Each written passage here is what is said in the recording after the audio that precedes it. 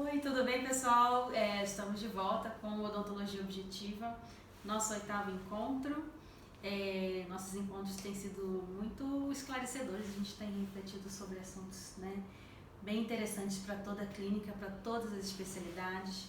No encontro passado, nós conversamos sobre como aplicar a odontologia objetiva numa clínica privada, numa clínica multidisciplinar, quais as vantagens que o método traz para a produtividade, né, para a comunicação entre os profissionais, entre os pacientes, entre o laboratório. E a gente viu que o método só tem a acrescentar mesmo, né, para um ganho para todos.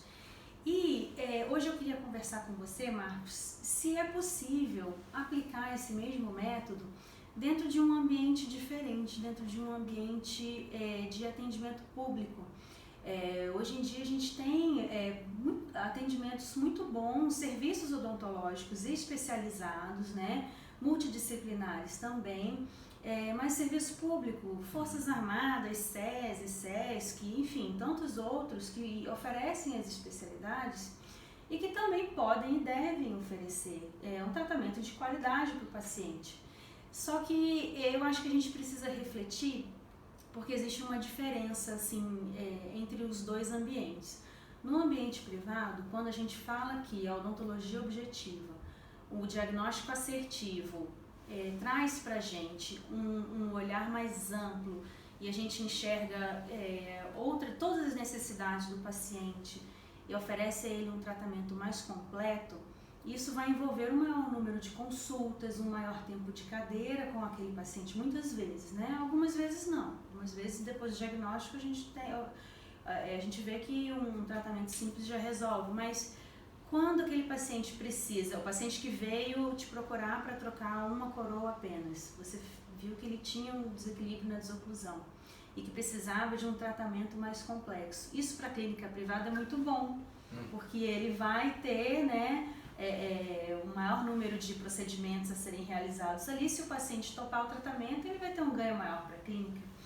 Mas, por outro lado, numa clínica de serviço público, como a gente não tem o objetivo, né, do retorno financeiro, um paciente que procura o serviço para trocar uma coroa e você faz o diagnóstico de que ele precisa trocar várias ou fazer uma reabilitação mais extensa, isso vai impactar de outra forma nas agendas, né? Porque no serviço público a gente está sempre querendo disponibilizar vagas para o paciente que chega para a primeira consulta. Então, se um paciente só ocupa a minha agenda por mais tempo, eu disponibilizo menos vagas. Será que a gente consegue aplicar também o método nesse ambiente de serviço público? Bom, excelente. Eu acho que esse tema é um tema muito interessante para a gente refletir. Primeiro que a odontologia objetiva ela está focada para que todos os profissionais da área da saúde, principalmente que trabalham com odontologia, tenham e apliquem, independente do setor, da especialidade, do tempo formado, independente até do tipo de serviço que prestam, se é privado ou se é um serviço como se fosse público, né? Claro que, como você falou, tem as Forças Armadas, o SES, o SENAC, todos os sistemas S e outros também, autarquias, governo, tribunais, enfim, nós temos vários órgãos do governo, de autarquias, ou governo estadual, distrital, federal, que disponibilizam para o seu quadro ações de atividades odontológicas, de assistência e tudo mais. É muito interessante ver que, é claro que quando a gente está numa clínica privada e o diagnóstico mais assertivo vai trazer um retorno financeiro direto. Quando a gente está falando de um serviço público, vamos chamar de público, tudo isso que a gente conversou, né? A impressão que dá é que vai causar um efeito colateral de talvez retardo de novos pacientes a serem atendidos, ou dá a impressão de que os pacientes que estão a ser atendidos vão ser tratados, vai ser demorado, né, o atendimento. Para mim fica muito claro o grande doença crônica que tem odontologia. A doença crônica de não entender bem o diagnóstico, né? Não entender bem o que vem a ser um diagnóstico assertivo e quais são os benefícios que isso vai causar a médio e longo prazo. Por muito tempo a gente tratou e se preocupou em cuidar de pacientes que tinham problemas biológicos emergenciais, né? Esses pacientes que têm dores, pacientes que têm problemas emergencial realmente, eles precisam ser atendidos mesmo na clínica privada de forma emergencial. Um paciente que tem dor, você precisa tirar a dor daquele paciente. Por mais que a desoclusão esteja desequilibrada, por mais que esteja tudo bagunçado, você tem que tirar a dor dele. No sentido de emergência, mesmo na clínica privada, isso não muda. No sentido de você proporcionar uma odontologia onde o Estado ou a autarquia ou o serviço público oferece, que tem o foco principal em prevenção, porque o que eu vejo, né, a grande ação é emergencial e prevenção, né? As clínicas públicas, né, que a gente está chamando de públicas, que têm especialidades, que se propõem a oferecer um serviço de especialidades, ela já tem ali dentro do escopo próprio da estrutura o objetivo de propor algo que não é emergencial, que não é só um ato de uma coisa que aconteceu de forma emergencial. Né? Então, o que precisa haver é que uma organização melhor da estrutura como é o atendimento. Por quê? Porque você não pode deixar de assistir as pessoas que estão com emergência. Mas, por outro lado, a partir do momento que você diagnostica melhor e você faz planejamentos mais adequados, você, a curto prazo, você vai ter um efeito negativo nas agendas, com certeza. Mas a médio e longo prazo, você vai começar a ter um efeito muito benéfico, que você vai tirar o paciente do ciclo restaurador. Porque o que mais causa problemas e enche as agendas desse tipo de serviço são retratamentos. É raro um paciente que chega lá com primeira cárie, sabe? O primeiro dente quebrado, quebrou o primeiro dente da boca daquele paciente ali, ou seja, você vai ser o primeiro dentista que vai cuidar daquela boca. Normalmente o que chega são tratamentos que já são feitos 3, 4, 5 vezes ao longo da vida daquele paciente. Pode não ter sido feito 3, 4, 5 vezes dentro da autarquia, do tribunal ou dentro do órgão público que está oferecendo aquele serviço. Mas o que precisa modificar é que o paciente ele não merece, ele não pode ser omitida a informação ao ponto que ele possa decidir. O que precisa haver é que uma comunicação melhor entre o paciente, a entidade que está oferecendo e os tratamentos que vão ser propostos. Mesmo na clínica privada, quando a gente diagnostica, uma coroa fraturou, a gente fala para o paciente que a coroa fraturou pela 4ª vez, porque provavelmente ele tem algo que está acontecendo na boca dele que não é exatamente daquele dente, que é um desequilíbrio em outro lugar, que a consequência está sendo aquele dente. Mesmo na privada, às vezes o paciente não quer, porque não pode financeiramente, às vezes não tem tempo, mas a gente, como promotores de saúde, a gente não pode negligenciar a informação.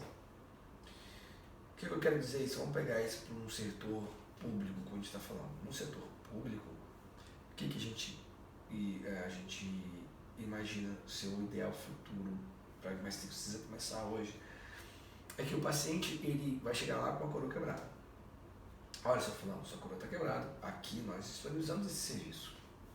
Só que eu analisando isso um pouco, eu vejo que você tem outros problemas. E os outros problemas, que não são tão graves, como a falta de uma ponta de um canino, que não é algo nada grave.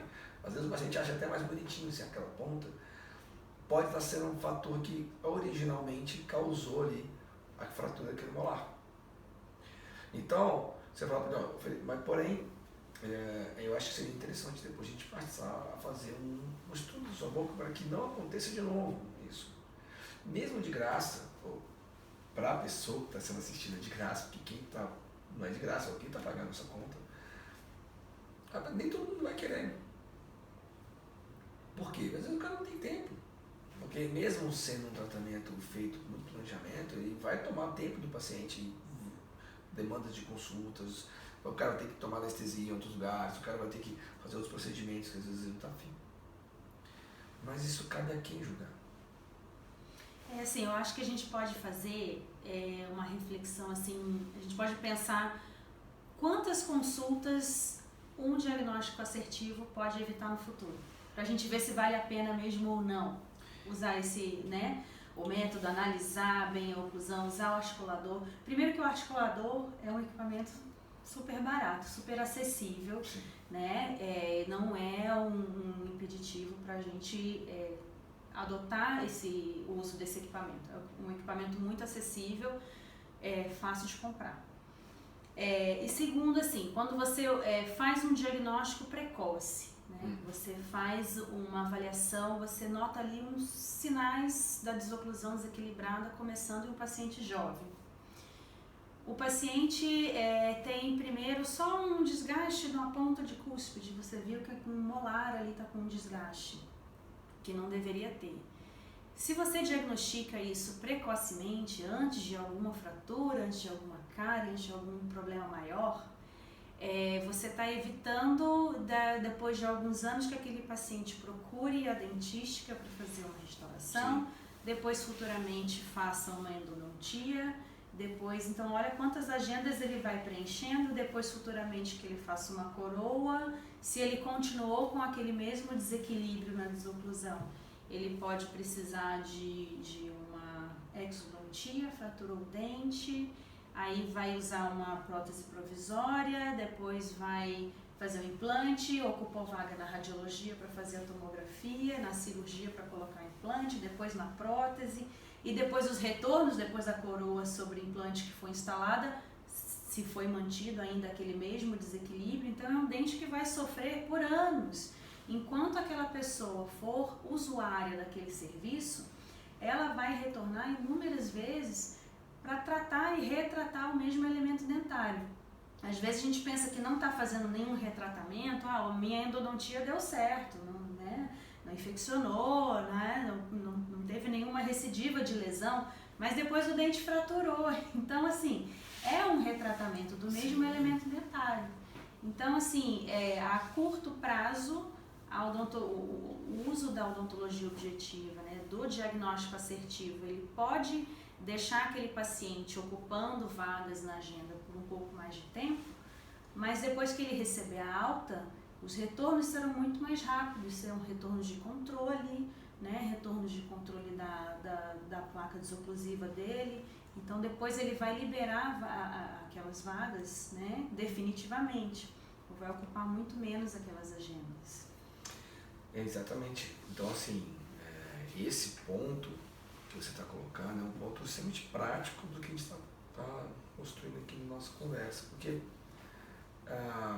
quando eu falei assim que quem vai decidir, porque é o seguinte, uma coisa, vamos falar, por exemplo, paralelo.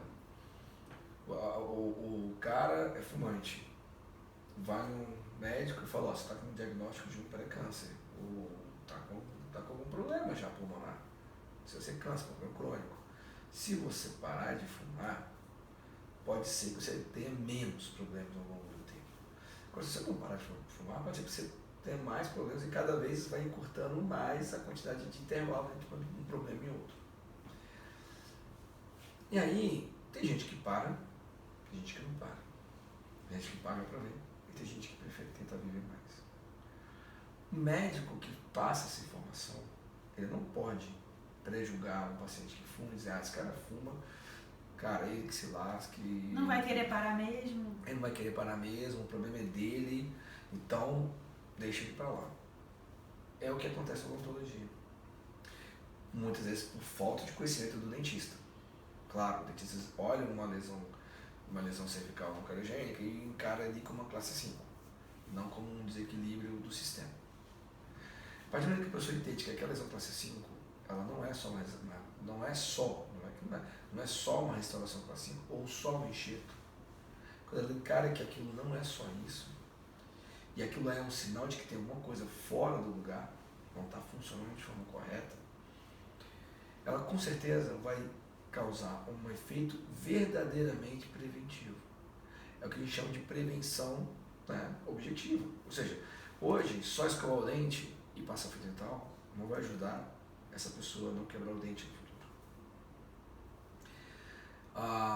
Colocar a culpa toda no bruxismo também chega um pouco injusto, porque o bruxismo, ele, igual um dia desse eu postei um lutador de sumô com a criança. Entendeu? Não tem como, o bruxismo ele é muito mais forte, é uma atividade de sistema nervoso central, a gente não tem controle, a gente não tem acesso, a gente só evita que as coisas piorem, mas a gente não consegue prevenir mais em relação a esse tipo de paciente que tem bruxismo. Mas isso não justifica a gente simplesmente deixar o paciente à deriva. Até porque se deixar o paciente à deriva, ele vai voltar com algum problema. Então, assim, é você ir empurrando aquele problema mais para frente. A gente sabe que se tratar de forma precoce, você vai envolver muito menos consultas, muito menos trabalho. Empurrar aquele paciente, aquele problema para uma solução mais no futuro, aí sim você vai ocupar muito mais as suas agendas para poder dar uma solução para aquele paciente. E aí vem o que mais é interessante possível, porque tendo isso em mente, o gestor, eu critico muito, né? Na verdade não sou eu, nós brasileiros criticamos muito o sistema administrativo público, porque não existe uma gestão a médio e longo prazo, normalmente, né? Não quero dizer julgar ninguém, mas normalmente não existe uma visão a médio e longo prazo. Mas se o gestor que está ali cuidando daquele tipo de área entender isso que você está falando, ou seja, você tem 20 pacientes para serem atendidos em um dia, fazer um procedimento, vamos supor que seja a meta ali daquele setor, 20 pacientes serem atendidos. A forma como você vê se isso está dando certo ou não só para ser 20 pessoas atendidas, 20 pessoas fizeram o procedimento, liberaram mais 20 vagas no dia seguinte. Essa forma de gerir é uma forma, inclusive, que tem que ser levada em consideração, com certeza. Não adianta também pegar uma pessoa, passar a vida inteira tratando aquela pessoa e deixar todos os outros esperando. Por outro lado, o gestor ele tem que entender que se você consegue evitar problemas futuros, aquele usuário que viria daqui 2 anos de novo, 3 anos de novo, 4 anos de novo, 5 anos de novo, por mais que não venha no seu setor, tem que pensar que aquilo é um ser humano que você pode ajudar a ele não ir para outro setor. Então, resumindo, às vezes a pessoa, hoje, ela está no tribunal. E aí o gestor daquele tribunal quer que aquele fulano, o João, número 3, lá, ele faça algo que previna que ele tenha problema nos próximos 3, 4, 5 anos. E aí, aquilo não vai para a contabilidade, infelizmente. Porque quando chega Pedro, que fez uma restauração em outro lugar e quebrou e está voltando para fazer, aquilo não é considerado retrabalho, como você mesmo falou. Pelaquela gestão, aquilo não é um retrabalho. Mas na prática, aquilo é um retrabalho. Pode ter sido mal feito, mal executado e não ter nada em relação com o diagnóstico assertivo? Pode. Lembrar que um sucesso em um procedimento está em diagnóstico adequado, planejamento, clareza de planejamento e execução também tem que ser bem feita. Não adianta nada a gente acertar todos os espaços na hora de usar o adesivo, não usar da forma como o fabricante promove, ou então coisas similares, fazer o preparo de forma adequada, enfim. Vão ter problemas ali de fratura de coluna que vão ser causados até por má execução, né? Má execução do laboratório, má execução às vezes do próprio dentista. Mas o que a gente precisa ter em mente é que o gestor público ele precisa gerar um formato de atendimento onde ele consiga triar as pessoas, pegar as pessoas que querem, porque eu falei, não adianta também o serviço público obrigar a pessoa a fazer o tratamento. Então as pessoas públicas, então assim, tem que ter uma fila para a galera que quer cuidar da emergência e tem que se criar uma segunda fila da galera que da emergência que está a fim de fazer uma coisa a mais. É o seguinte, Marcos, o serviço público tem uma vantagem em relação a as clínicas privadas, que o paciente, o seu funcionário ele está sempre sendo avaliado, né? Assim, na clínica particular, o paciente te procura, tem alguns pacientes que vêm de todo ano fazer uma revisão, mas normalmente o paciente só vem quando tem um problema mesmo, né? E no serviço público, não. Os servidores, eles passam por um exame médico anual, uma junta de saúde, às vezes até semestral. Então, a cada 6 meses ou a cada 1 ano, ele está passando por um exame odontológico básico, entendeu? Então, se esse exame odontológico, hoje em dia, assim, é feita uma visão geral, não vê muita coisa. Só se o cara tá com infecção ou doença grave, tá morrendo. Não vê muita coisa. Mas se ali já fossem observados alguns sinais de desequilíbrio, né? Se houvesse uma indicação precoce de tratamento, esses pacientes eles não ocupariam tanto tempo de cadeira assim, né? Um paciente jovem ainda acabou de ingressar no serviço, passou pelo seu exame médico, pelo seu exame odontológico lá na junta de saúde e o dentista observou que ele tem algumas lesões, alguns sinais de desequilíbrio. Se ele indicar uma avaliação mais aprofundada pelo especialista, né? Ele pode ali no início ser encaminhado para uma ortodontia que ele nem pensava em fazer, né? Ou para algumas restaurações, alguma reconstrução de ponta de cúspide de canino que ele nem pensava em fazer antes que algum outro problema aconteça. Então, o serviço público tem essa característica do exame periódico, exame de saúde periódico. Então, isso poderia ser visto precocemente, né? E o diagnóstico assertivo ser utilizado de forma precoce, até para o paciente não precisar chegar a ponto dele precisar de um tratamento mais demorado. Existe essa possibilidade, uma característica do serviço público, que deveria ser levada em conta. Mas, para mim, é muito claro no seguinte: tudo está como as pessoas que estão gerindo enxergam prevenção. Então, assim, é muito interessante a gente conseguir estar discutindo sobre isso, tentando mudar algo tão enraizado na cultura odontológica, que é o diagnóstico. Então, por exemplo, se um servidor público, um policial, sei lá, não importa, um militar, qualquer serviço público onde existe esse serviço, né, essa prestação de odontológico, se já na prevenção o dentista que estava fazendo aquele exame preventivo, assim, periódico, mas o exame periódico ele significa prevenção. Sim. Né? O exame periódico não é só para ver se o cara tá lá ou é beleza, não é isso, porque senão não precisaria. O exame periódico é para ver, cara, se tem cárie, ótimo. Tem doença periodontal ativa, ótimo. Né? Ótimo sim, se tem, vou tratar, se não tem, não vou tratar. Tá, se eu não tenho nenhuma característica dessa, então tá ok. Tá, mas peraí, mas e esse dente aqui, essa coroa? Pô, ele tem essa boca cheia de bloco, cheia de restauração cálcio. Por mais que a junta vai avaliar a prevenção, não está conseguindo ajudar a prevenir.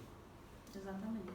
A questão tá tudo dentro do parâmetro que é prevenção. A partir do momento que se enxerga que a prevenção hoje não é mais fio dental escova, a partir do momento que as pessoas, dentista serviço público, dentista de clínica popular, dentista de clínica de alto rendimento, dentista de convênio, dentista, todos os dentistas, independente da especialidade, a partir do momento que você começa a encarar que a odontologia moderna não pode ser encarada a prevenção somente com fio dental e escova de dente, você realmente precisa fazer uma análise oclusal desse paciente como parte do princípio de a prevenção, né? E prevenir também da parafunção, a partir do momento que você equilibre um dispositivo como uma placa estabilizadora, ou placa desoclusiva, você começa a oferecer para o seu paciente a verdadeira prevenção.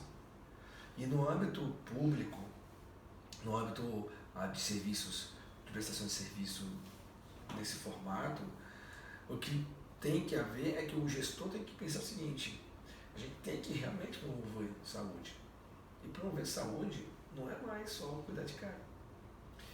E quando o paciente entra numa fila de uma especialidade de prótese, que é o mais comum, porque um dente quebrou, e você vai lá e conserta aquele dente para ele vai se sentir assistido, ok?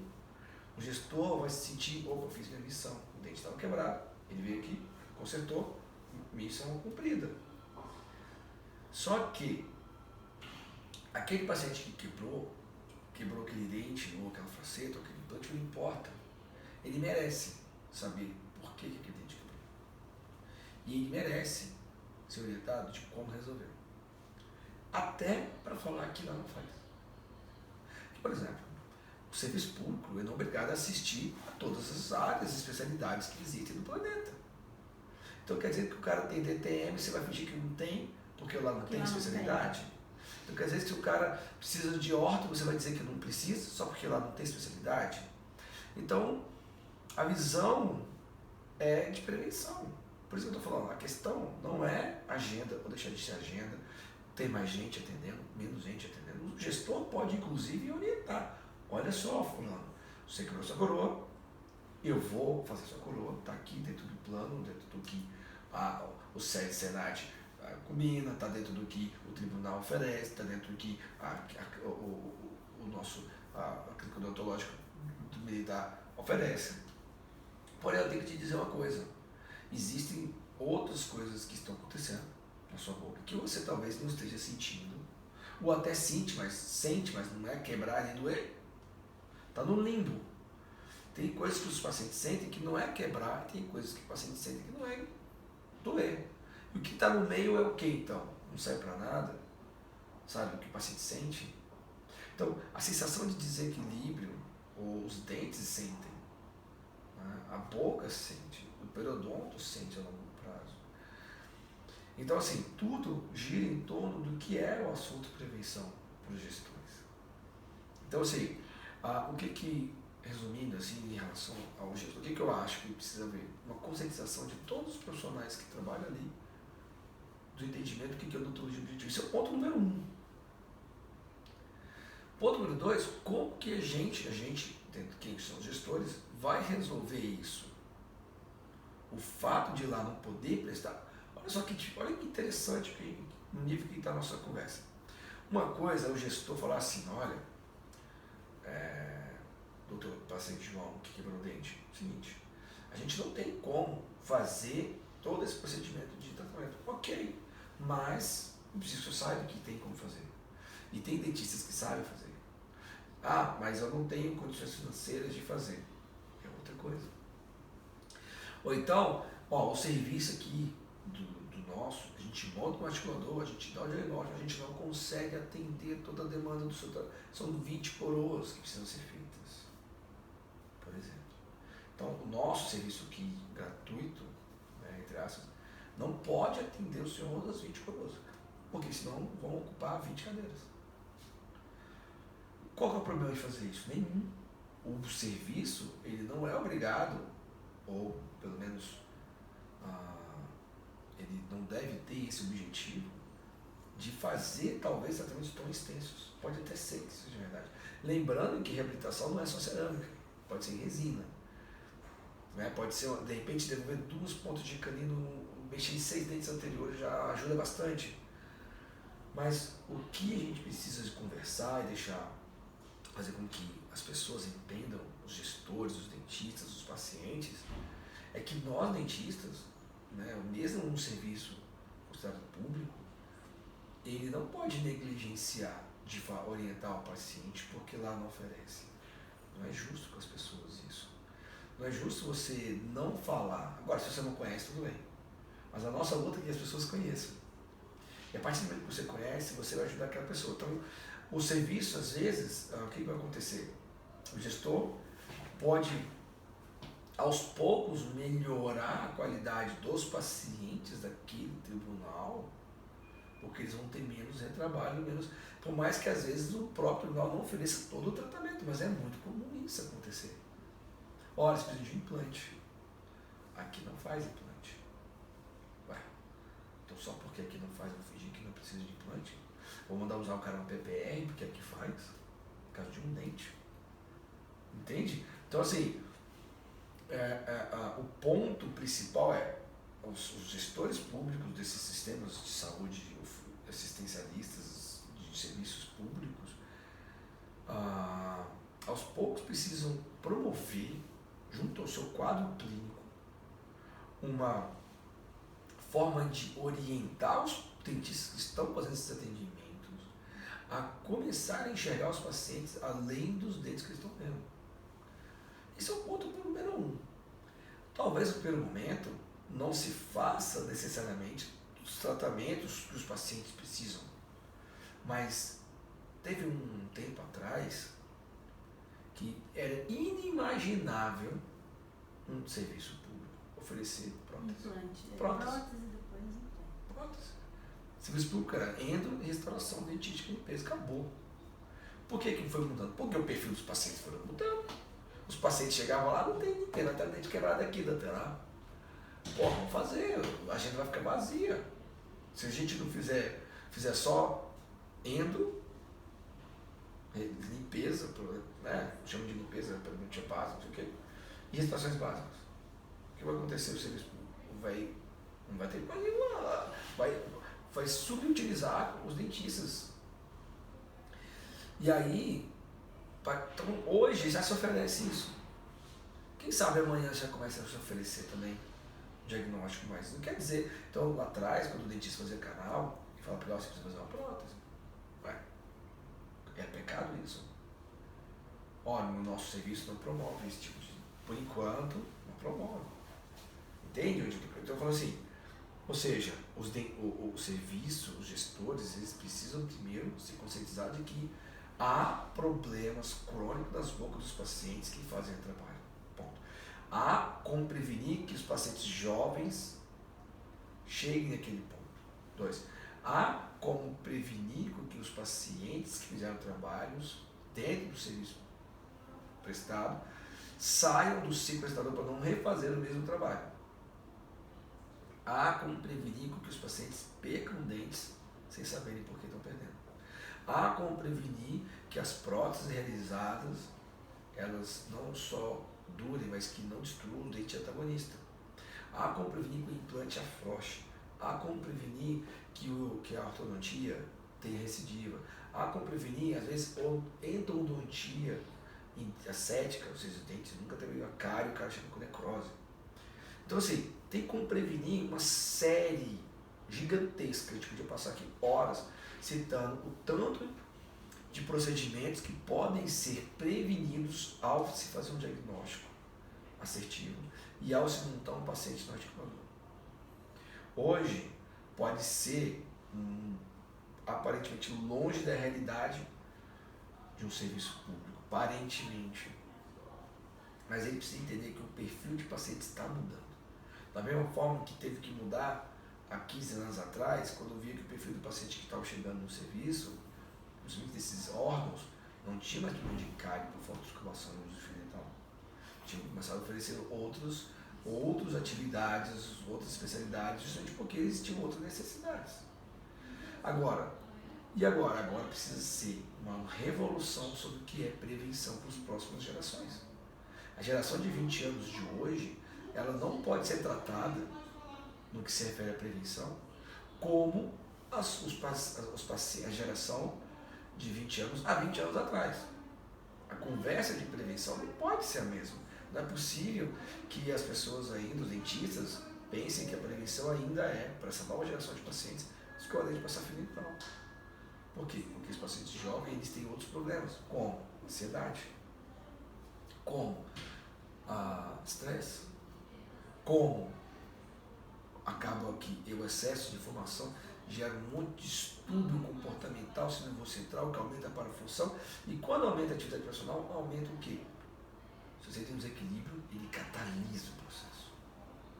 A parafunção não tem tratamento. A gente não conhece. A gente, enquanto dentistas, porque mesmo os remédios para ansiedade geram bruxismo.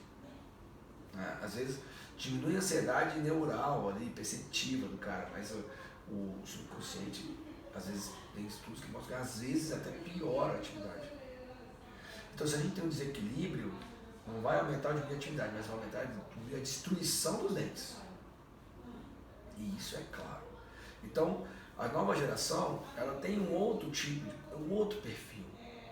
Então, como a gente não pode ajudar no sistema nervoso central, o que a gente pode fazer para essa nova geração? Equilibrar o sistema. Equilibrar o sistema suficiente? Não. Por quê? Porque a parafunção não para. Tem que usar o quê? Proteção entre as placas. Eu acho que não precisa ser uma realidade que está muito distante, porque, como até eu comentei aqui antes, a gente não precisa de equipamentos caros, a gente não precisa de nada muito dispendioso para começar. Eu acho que a gente tem que começar a mudar os nossos protocolos e mudar o nosso pensamento mesmo. Eu acho que depois que todo mundo tiver essa consciência de que o diagnóstico assertivo previne tudo isso, né, e que vai trazer maior qualidade de vida para os nossos pacientes, e só de pensar que o tanto de retrabalho, de retratamento que ele evita, isso já vale a pena e já leva alguns gestores, né, e todos que cuidam das clínicas a pensar na importância, né, de se aplicar o método. E isso deve ser levado em consideração mesmo, porque traz um resultado muito bom para a clínica. Então, acho que não precisa ser uma realidade distante, pode ser algo para a gente começar a colocar em prática logo. Sim, isso é claro, principalmente porque os pacientes dessa nova geração já estão chegando nos nossos consultórios. E os pacientes que hoje têm 40, 50, 60 anos, que são pacientes da geração antiga, que ainda tinha cárie por falta de escovação, assim, claro, que basicamente tinham cárie por falta de escovação, por falta de conhecimento, eles continuam dando problemas. Significa o quê? Que a prevenção que se deu lá atrás preveniu uma parte do problema, mas o cara continua aqui no seu consultório fazendo trabalhos. E no programa passado a gente conversou também sobre alternativas, né? O paciente que na clínica particular não pode fazer o tratamento todo, se na sua clínica, no ambiente de assistência pública, você não consegue oferecer vagas ou um tratamento imediato para aquele paciente, você sabe como oferecer uma placa para ele ter equilíbrio até poder tratar. Então, só de você oferecer essa placa ali, enquanto não consegue tratar o seu paciente, já está prevenindo mais um monte de problemas, já está prevenindo muita destruição nos dentes. Por isso que eu falo, a questão da odontologia objetiva sendo aplicada no serviço público não tem relação direta com os números que são baseados se o atendimento, se aquele setor está produtivo ou não. O gestor, ele pode fazer uma fase de transição, começar logo. Primeira fase de transição, todo mundo tem que entender disso. E não só o serviço público, serviço público privado, clínica popular, não importa. A clínica popular, o cara faz com a gente, mas ele pode fazer tudo mais barato, mas às vezes, mesmo fazendo mais barato, se ele fizer um pouco mais de conhecimento, ele pode ajudar que aquelas pessoas que estão pagando barato sofram menos. Talvez a qualidade do material, talvez a qualidade técnica de quem execute aquele procedimento numa clínica, por exemplo, popular, faça com que esse paciente continue num retrabalho futuro. Mas se a essência estiver sendo preservada, às vezes até um descuido na técnica vai ser perdoado com o tempo. Em outras palavras, assim, mesmo na clínica popular, onde o dentista às vezes é obrigado a não, obrigado entre aspas, né? Ele é levado a não fazer de forma adequada, às vezes os isolamentos, às vezes o isolamento mesmo relativo muito mal feito, às vezes a qualidade da resina menos, a adesão muito menor, mesmo que tudo isso, mesmo sendo feito dessa forma, nesse quadro, onde o profissional às vezes não é tão bem qualificado tecnicamente e o material não é tão bom tecnicamente, se ele tiver os princípios de equilíbrio básico na cabeça e fizer pelo menos o que precisa ser feito para devolver esse equilíbrio, mesmo em condições tecnicamente desfavoráveis, isso já vai melhorar e muito a sobrevida desses pacientes. Então, é muito importante que a odontologia objetiva ela seja difundida para todas as áreas da odontologia, porque, sabe o que acontece, Amanda? Essa odontologia que a gente está pregando, ela já é utilizada a grande maioria dos profissionais que trabalham em nível alto. Por quê? Porque se o cara está em nível alto, ele não tem como ter retrabalhos. E ele já usa ou integralmente, ou parcialmente, ou boa parte do que a gente está falando aqui. E aí quem olha, quem está lá na base da pirâmide, que está atendendo convênio, que às vezes está no serviço público, olha para si e pensa, aquilo lá não é para a gente, nossa, é tapar buraco. Vamos tapar buraco porque a gente é pago para isso. Só que ele mal sabe que ele é capaz de promover aquela odontologia, por mais que ele não consiga executar, mas promover. O que é promover? O que é promoção de saúde bucal? Você vai escovar o dente na boca da pessoa? Você vai comprar pasta para ele? Vai comprar escova para ela? A promoção de saúde bucal vai fazer você ir lá na casa da pessoa, mandar mensagem para ela para escovar os dentes? A promoção é o quê? Você orientar aquela pessoa de que ela precisa escovar, como ela precisa, qual escova, qual pasta, qual fio. E a sua função é promover. A execução está na mão de quem tem que escutar. A partir do momento que você está no lado do lado do serviço público, do lado do serviço de baixa renda, o que for, você tem a obrigação de promover saúde oclusal para aquela pessoa. Você tem que a obrigação de orientar aquela pessoa que agora, olha só escovar, passar fio dental já não é mais o suficiente. Por quê? Porque se fosse suficiente, a nova geração não teria problema de dente. Entendeu? Agora, 100% dos problemas são causados por isso? É claro que não. Tem coisas que são causadas por má escovação, realmente. Tem coisas que são causadas, às vezes, por mau posicionamento ortodôntico, que também faz parte do nosso estudo, mas fica claramente mal posicionado. Tem vários outros fatores que são importantes de ser analisados, mas esse que a gente está falando, ele envolve muito mais outras áreas do que as pessoas podem imaginar. Eu tenho uma estimativa científica de que 80% dos problemas odontológicos tem uma relação direta ou indireta odontológicos, dentários, assim, não DTM e nem do orofacial e muito menos do ortodontologia. A gente tira toda essa parte que não é dentária ali da boca, intrabucal, por mais que seja relacionado, mas a nossa odontologia objetiva está ligada diretamente a 80% dos problemas que estão acontecendo na boca dos pacientes modernos. E menos de 1% da população odontológica tem esse conhecimento de uma forma clara e nítida. E aí entra a função do servidor público mesmo, ao promover saúde. Aí o gestor tem que entender que o promover saúde é criar uma prevenção, e a prevenção hoje é, inclusive, analisar montonóstico novo, equipamento barato, simples, extremamente tranquilo, depois de um treinamento relativamente rápido, tudo pode acontecer. Então, assim, o que eu vejo de forma clara e nítida na minha cabeça do que isso acontece em relação a isso? As pessoas precisam de informação. As pessoas sentem a necessidade de uma recomendação. Então, o gestor público, por que eu falo do gestor?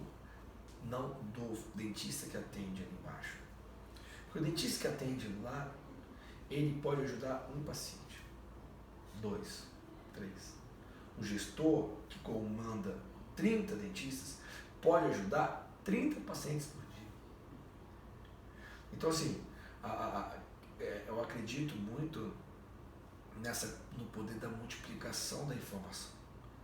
Então, eu espero que esse podcast ele possa chegar a profissionais que no serviço público, que trabalhem na ponta, ok? Que essas pessoas que trabalham na ponta possam orientar os seus gestores.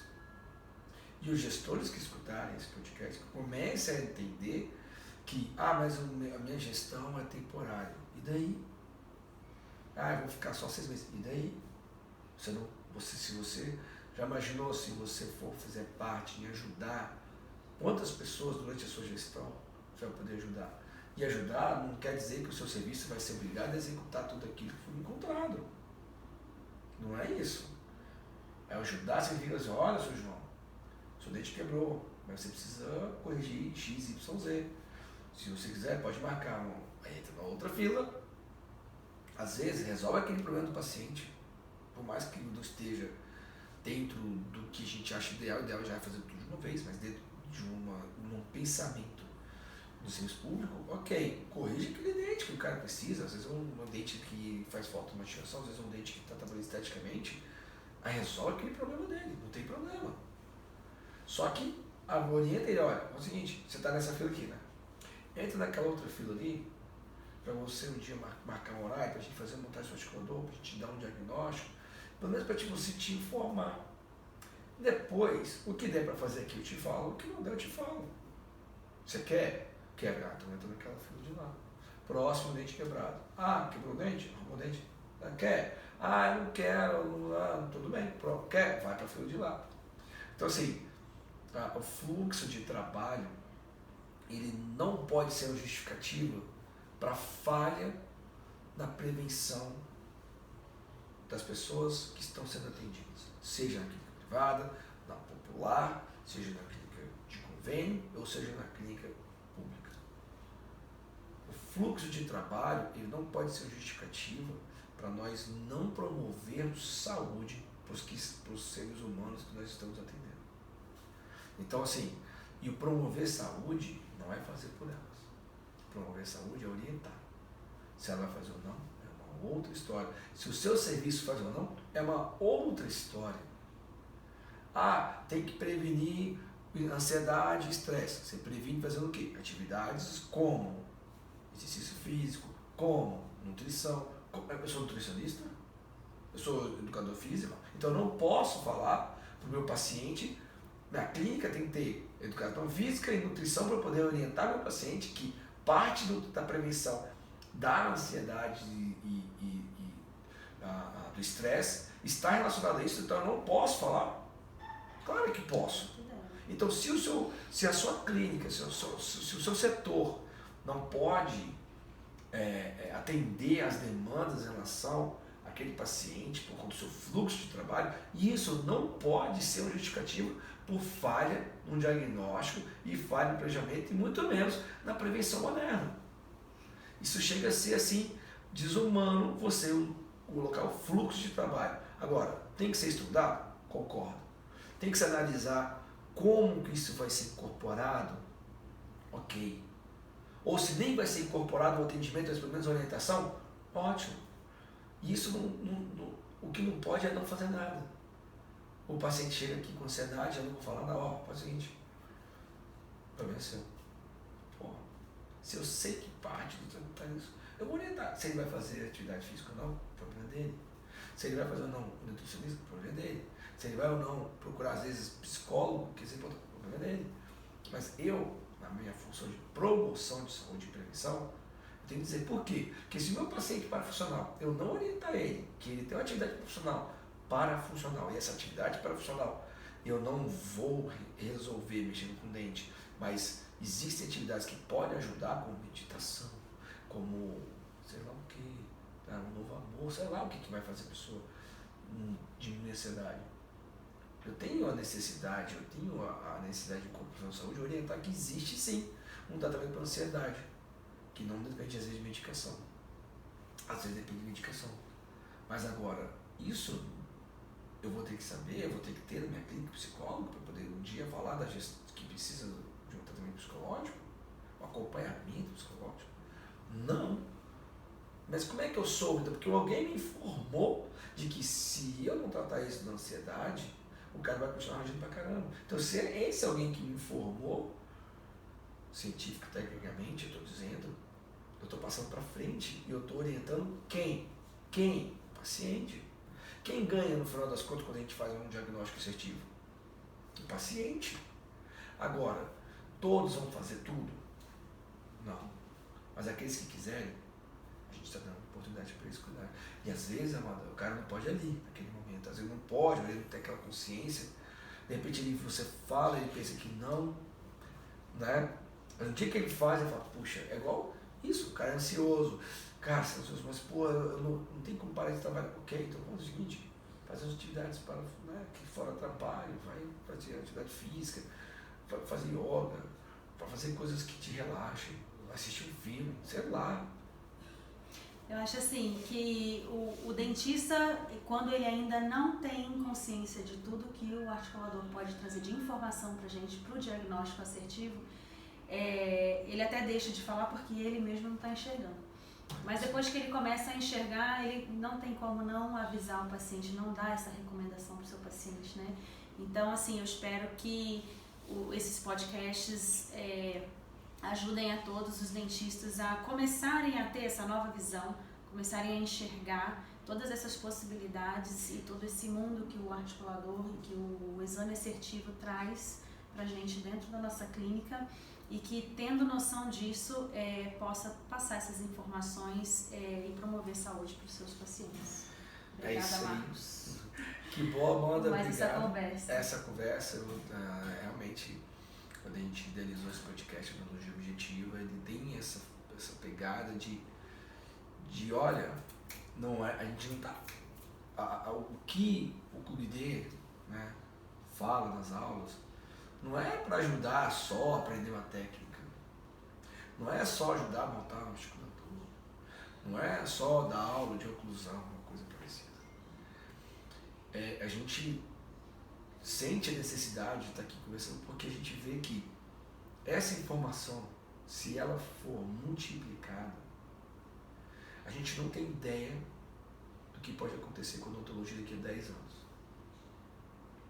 E eu tenho o prazer de estar fazendo, nós temos esse prazer de estar fazendo parte dessa revolução, porque eu fui para um evento agora, esse final de semana, dos 10 palestrantes, 8 falaram de oclusão, do jeito que a gente está falando. Algumas diferenças de técnica, um negócio aqui, um negócio ali, às vezes usa Y, mas a essência, ou seja, todos os palestrantes já entenderam que ficar fora dessa odontologia objetiva moderna dos pacientes que têm problema mecânico, que chegam para o problema mecânico e você deixa o problema mecânico embora, você vai pagar o preço. E não tem mais como trabalhar com alta performance sem você ter isso. Não dá mais para você trabalhar com baixa performance. Eu até digo, sabe o que, mano? Que quem trabalha com baixa performance precisava saber mais ainda, mais do que quem trabalha com alta. Quem trabalha com alto, às vezes, a qualidade técnica dá uma suprimida na falha da mecânica. Sabe, tipo, às vezes o cara se mete tão bem, prepara tão bem, que mesmo fora de esquadro, aquele trabalho não dá problema. Dá problema no antagonista, mas não problema, naquele trabalho não dá problema. Já quem trabalha com baixa qualidade, mas tem uma clínica mais no dia a dia, a grande massa odontológica que a gente sabe que está ali ralando um paciente de convênio, está ali ralando um paciente, sabe, devagarzinho, esses aí então precisam mais ainda desse tipo de informação. Por quê? Porque a partir do momento que você descobre isso, enxerga isso, você enxerga isso o quê? Enxerga essa forma de prevenir, enxerga essa forma de enxergar o diagnóstico, ver além do que está ali, usando equipamento barato, que custa lá R$1.000 e poucos no articulador, que compra uma vez, você usa a vida inteira. Então, usando equipamento barato, de forma tão simples, você começa a enxergar muita coisa que não enxergaria se não fosse. Então, assim, muito legal essa conversa. Eu espero que os gestores públicos que, porventura, ou os dentistas que trabalhem em lugares com esse perfil de gestão pública, né, com esse tipo de atendimento a servidores, possa entender e se informar mais sobre essa odontologia objetiva, para poder fazer com que a sua equipe saiba mais, criar momentos. A gente disponibiliza muito material gratuito online, estimular os dentistas a assistir esse material nosso, de outras pessoas que estão disponíveis, fazer cursos sobre isso também, promover palestras sobre isso, enfim. O fato é que fingir que não acontece e colocar a culpa no fluxo de trabalho não é justo, tá bom? Então, muito obrigado. Obrigado, Amanda, por levantar mais essa questão. Obrigado, Fabiana, por cuidar do áudio e das imagens. Obrigado a vocês que estão aí escutando o nosso podcast, participando, assistindo. E a gente vai se falando aí. Até o próximo, né, podcast. Até o próximo programa, gente. Tchau. Obrigada. Tchau.